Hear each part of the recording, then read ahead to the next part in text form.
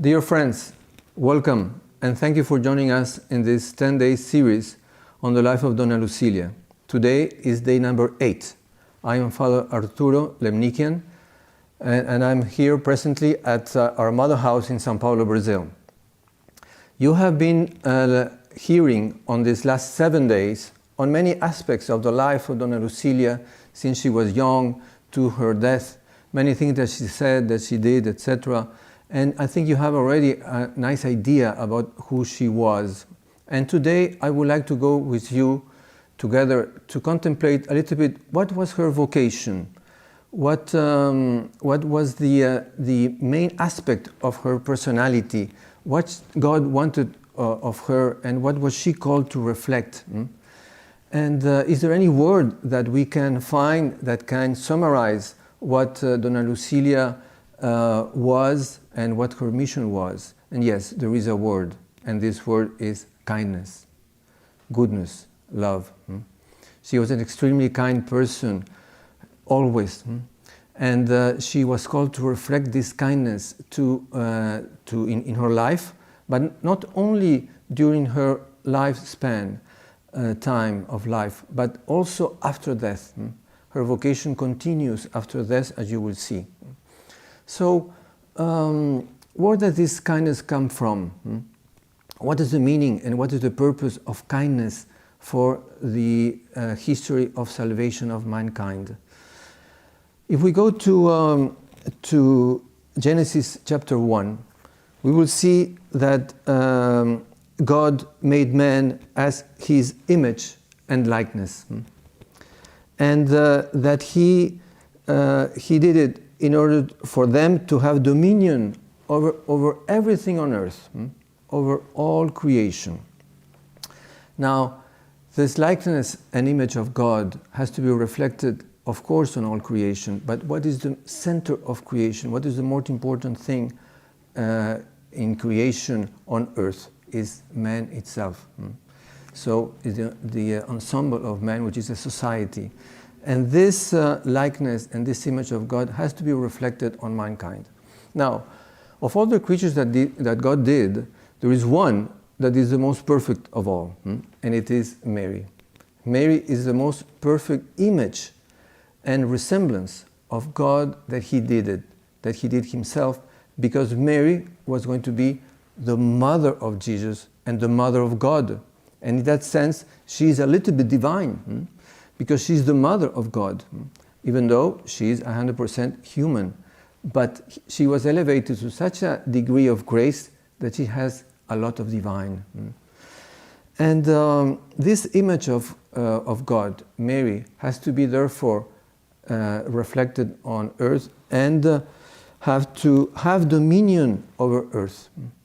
And this time in history in which this image of God will have dominion over earth is called the reign of Mary, which also could be called the reign of kindness, or also could be called the reign of the Sacred Heart of Jesus, because it's the same thing.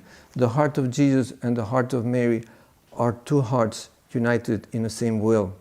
Two different hearts, but the same will. The same purpose, the same reason of existence. So if we see, those famous apparitions of the Sacred Heart of Jesus to Sor Josefa Menendez, that this Spaniard sister, religious sister, was born in Madrid and died in Poitiers, and she had revelations of the Sacred Heart of Jesus from 1920 to 1923. She was contemporary of Dona Lucilia. And Jesus, reveals to her all the love, all the kindness that is in his heart. For example, he says, Josefa, my heart is full of love, and it feels consoled by pardoning. I do not have a greater joy than pardoning sinners. Interesting, because love and pardon is two sides of the same coin. You love what is good and you pardon what is bad, but it's the same love reacting to different situations, the good and the bad. And if we consider when Jesus died, what was the last thing that he would like to do before dying on the cross? What is the last thing that Jesus did? It was to pardon. He pardoned the good thief. The last thing he wanted to do before going up to the Father, to the house of Abraham, he wanted to pardon, and he pardoned the good thief, who was representing all of us. So the mission of Jesus is to pardon and to forgive and to transform. You may have noticed that many of the speakers of this 10 days series, we all had the Sacred Heart of Jesus next to us. It was not planned, but it's not a coincidence, because there is a great link between the Sacred Heart of Jesus and the subject of today, which is Dona Lucilia. For Dona Lucilia, the Sacred Heart of Jesus was the Alpha and the Omega of her life. When she was very young, his father gave her a gift. The first gift that she received was a statue, more or less this size actually, of the Sacred Heart of Jesus. This statue was bought by her father, and even though maybe the father didn't realize how meaningful it was for Dona Lucilia, but this statue had a tremendous meaning in her life, and this statue accompanied Dona Lucilia from her very young age to her death. When she died, she had this statue in her room, the same statue that his father has given to her. And the expression of the statue is beautiful. We can say that his features of the Sacred Heart of Jesus express the poignant complaint that he made to humanity through Sister Margaret Mary Alacoque. Jesus said to Sister Margaret Mary, "My daughter, behold the heart which has so loved men, but which is so little loved in return." So this love that is not being returned is something tragic, is something very painful to Jesus, and is something that has to be reversed. There has to come a time in which the love that Jesus gave to mankind has to come back to him. And Dona Lucilia had a role in this part of history. For example, when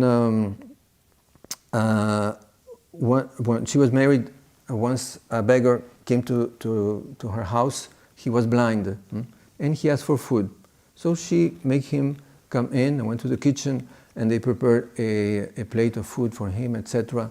And he started eating, but blind, he was not seeing what he was eating. And Dona Lucilia was next to him, and she was observing what he was liking and what he was leaving aside in the plate. And what she liked, she will put more without him noticing that she was putting more in his plate so that he could be happy and he could be well treated, and he will feel good.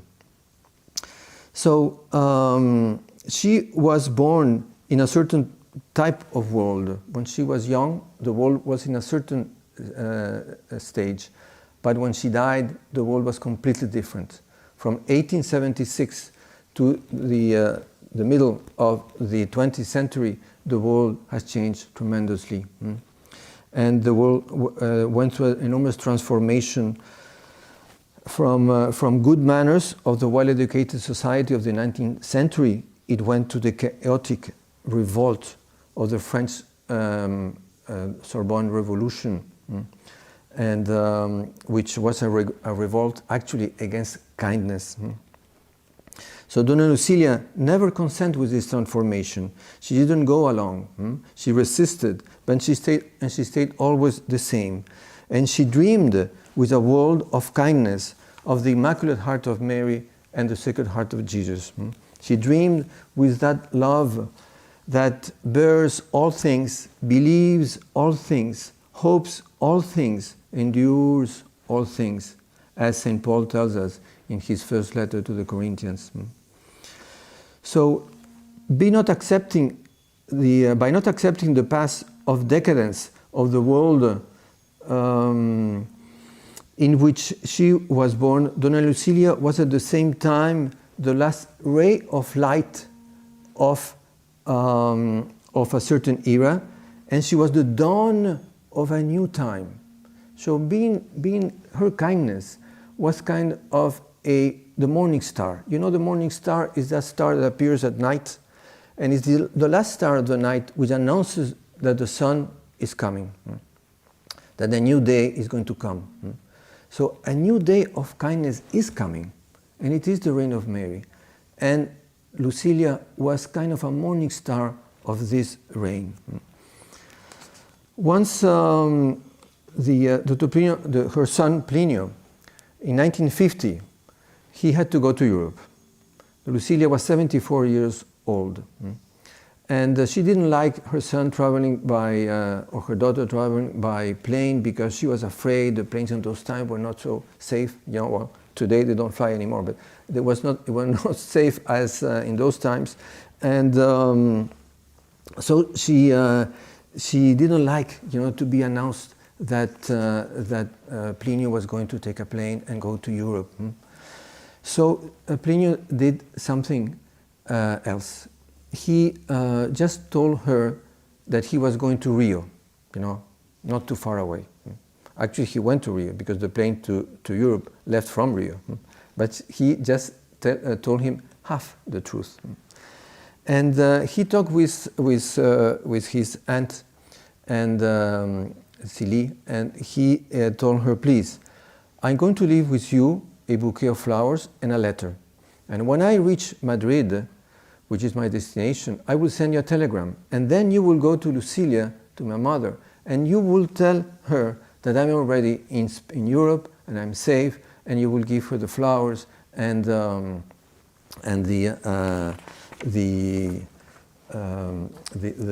letter. And also, as it was the following days, it was her birthday. This was even more tragic. So Dr. Pino left a letter for her, and then she answers a very nice letter that gives very much the atmosphere of her soul. She says, "Beloved son of my heart, I just received your letter and telegram. May God be praised. You arrived safe and sound. It is not without reason that I kept saying to your father, my heart seeks Plinio and finds it not in Rio, but in the air." So Lucilia, even though she didn't know where her son was, she knew that she was not in Rio. He was not in Rio, and that he was far away. She could feel in her heart where her son was. So she was always very calm. Why was she calm? Because all the goodness that she did, she never expected retribution. She never did something to be repaid. And if we think of some words that she would say to one of her spiritual sons or daughters, what would those words be? I wrote them down here, and we can go through, and it will give you a feeling of what she really feels. She would have said, my son, my daughter, never, in the strict sense of the word, never doubt of my love. Even if you become the worst of sinners in that terrible state, you would not have the right to doubt of me. Engrave this in the depth of your soul. You do not have the means to overcome the love and affection that I have for you. Forget everything and just believe in my words. With these thoughts, I leave you. I hope this was useful. God bless, and Salve Maria.